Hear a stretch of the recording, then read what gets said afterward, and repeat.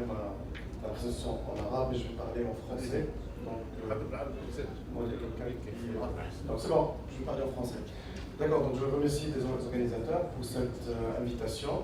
Je suis sociologue de formation et je suis expert auprès du CIG, un centre qui a été fondé après 2011 et qui intervient essentiellement dans le domaine de la gouvernance locale.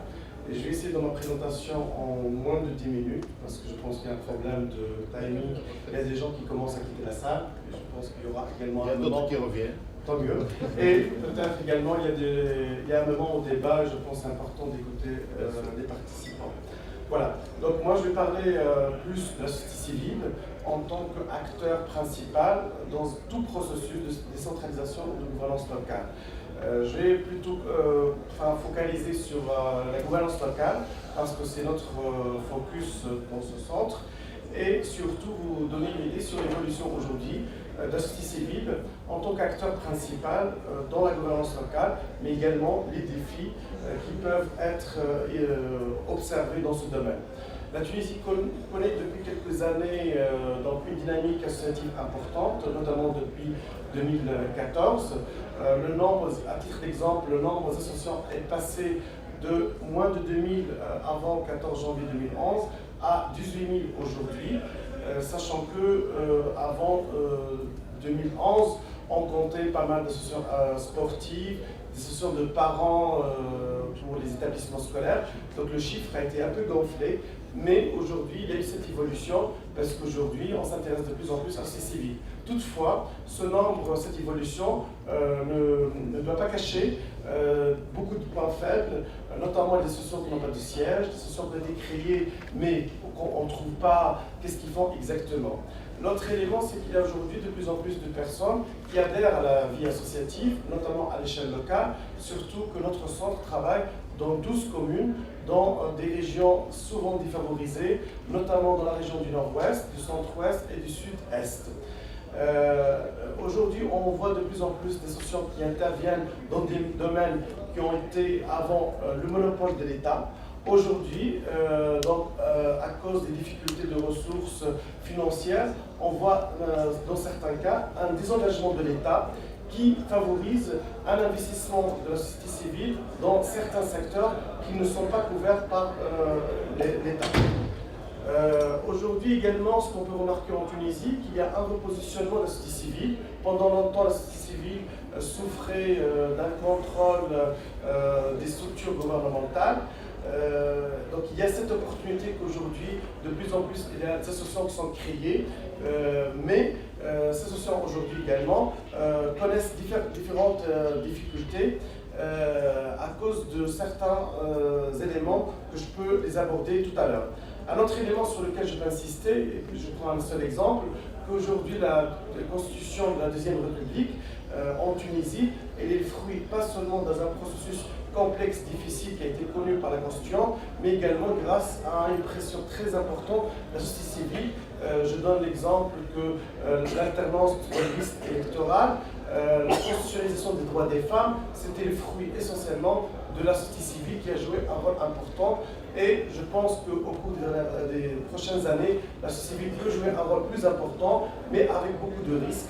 On connaît aujourd'hui également le nombre d'associations qui sont contre les droits de l'homme, qui menacent les droits des femmes et les droits des enfants, ce qui pose également une difficulté de plus par rapport à la gouvernance locale, où quand on intervient dans une région, on a du mal à développer des alliances, des partenariats, parce que contrairement aux organismes gouvernementaux, contrairement aux collectivités locales, il y a un peu de tout et il y a des financements douteux qui viennent soutenir certaines associations qui constituent une menace pour le projet sociétal en Tunisie.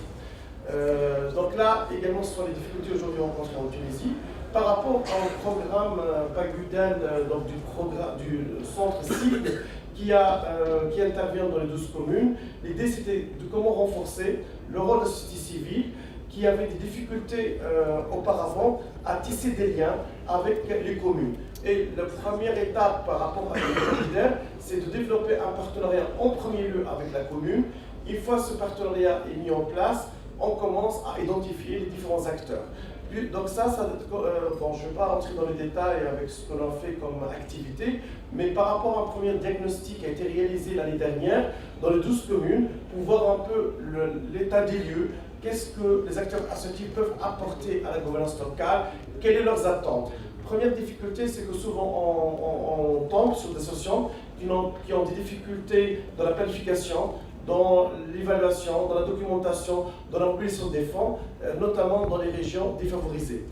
Également, malheureusement, on parlait tout à l'heure de l'État, des monuments historiques, comment estimer leur valeur. Et bien, on entend des associations qui n'ont pas de siège, qui se voient dans des cafés ou qui squattent d'autres endroits, ce qui montre qu'aujourd'hui, la société civile connaît beaucoup de difficultés et on ne peut pas développer une gouvernance locale ou une bonne gouvernance sans ces acteurs importants dans n'importe quel processus. Également, ces associations, malheureusement, ont du mal à travailler ensemble. Ils ont du mal à développer un travail en réseau. Également, quand on est dans une ville comme Célienne, Agendoub, Selskef et autres villes dans certaines régions, parfois on ne connaît pas les acteurs associatifs parce qu'il n'y a pas de base de données, parce que la commune ne connaît pas également ces acteurs. Alors, pour développer une planification participative, pour développer une démocratie locale participative, ça passe nécessairement par les acteurs locaux dans n'importe quelle expérience. Je ne vais pas parler de toutes les actions qui ont été réalisées, mais nous, on mise surtout sur deux populations qui ont du mal à défendre leurs intérêts, notamment les femmes et les jeunes. Et là, on est passé, on a essayé de donner plus de visibilité et surtout développer les compétences, le leadership sur ces deux populations, parce que malheureusement, on est dans une société de patriarcat et de domination masculine où les femmes et les jeunes ont du mal à défendre leurs intérêts. On voit l'image de la constituante où il y a majoritairement des hommes avec un âge souvent avancé. On est dans un contexte où on valorise le respect des aînés, mais malheureusement, aujourd'hui, le poids des jeunes est très important. Toutefois, leur implication dans la prise de décision reste faible à cause de pas mal de difficultés et d'obstacles que je ne peux pas maintenant les présenter. Par rapport à notre également travail sur le terrain, face à toutes ces difficultés, on intervient avec un appui technique et financier à différentes associations qui travaillent avec nous sur des questions comme le développement du leadership, comme l'organisation des élections transparentes, neutres, également pour aider la société civile à s'organiser. On a dans certaines régions des jeunes qui ont voulu faire des pièces de théâtre ou créer des radios web jeunes uniquement pour donner cette possibilité à des populations qui ont du mal à prendre la parole dans l'espace public et surtout à défendre leurs intérêts dans un contexte qui n'est pas toujours favorable au développement de ces expériences. Actuellement, donc, nous, on soutient 32 projets associatifs avec 40 associations, avec un montant qui est modeste pour les experts comptables, je sais, parce que pour nous, quand on commence, 140 000 dinars par rapport à ce qui était dit tout à l'heure, donc ça reste très modeste, mais il apporte beaucoup, parce que c'est un renforcement institutionnel, parce que souvent des gens qui sont bénévoles, qui s'investissent pour une meilleure qualité de vie dans leur région, mais également pour faire pression sur la prise de décisions locales et régionales qui a du mal encore en Tunisie à consulter les citoyens.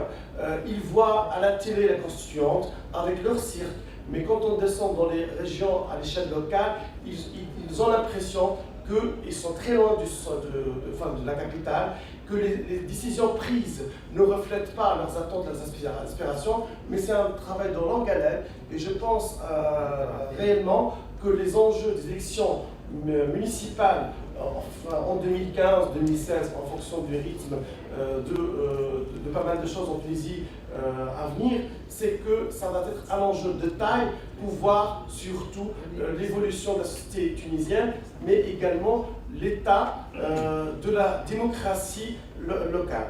Là, j'ai parlé un peu de ça tout à l'heure, de différentes actions qu'on mène pour ces projets associatifs qui sont développés.